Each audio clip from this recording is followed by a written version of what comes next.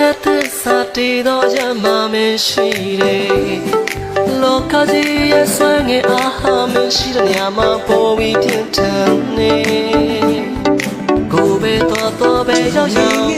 စီကိုပဲပြေးလာကြနေတော့ကိုစရာမတော်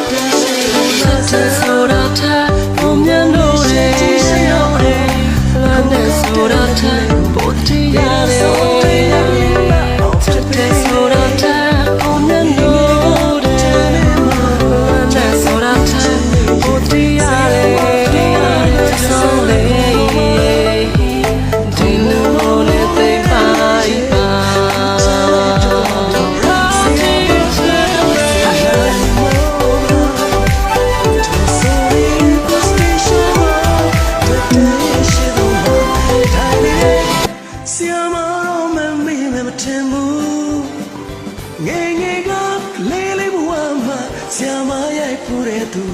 စေမမ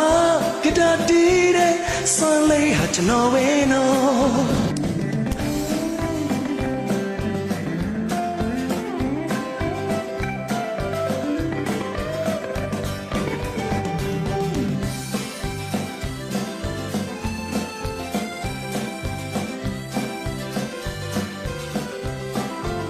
ကျွန်တော်ငယ်ငယ်က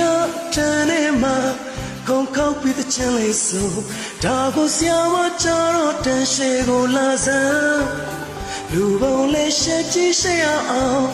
ခုံခောက်တဲ့လက်ကလေးကိုပေရန်ဆောင်နဲ့ရပြီးမအောင်ဖြစ်ပေတယ်ကျွန်တော်ငယ်ငယ်ကတန်းနေမှာကြောက်ကပ်ပြီးတဲ့ချမ်းရဲ့ဆရာမတော်သားကရစမ်းခုံပေါ်မှာမိုးခဲ့တဲ့မြေရဲ့ခုချမ်းလေးဖြစ်သွားပြီဆရာမတော်သားစင်နိုင်မောပါ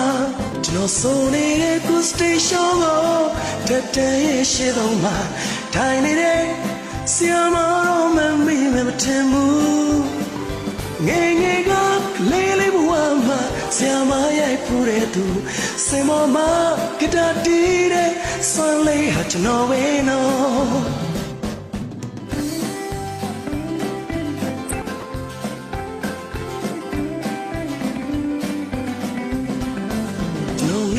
က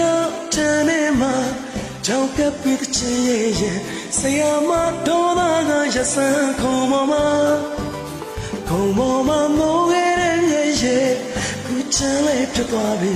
ဆရာမတော်သားစင်နိုင်မောပါကျွန်တော်ဆိုနေတဲ့ခုစတေးရှောင်းကို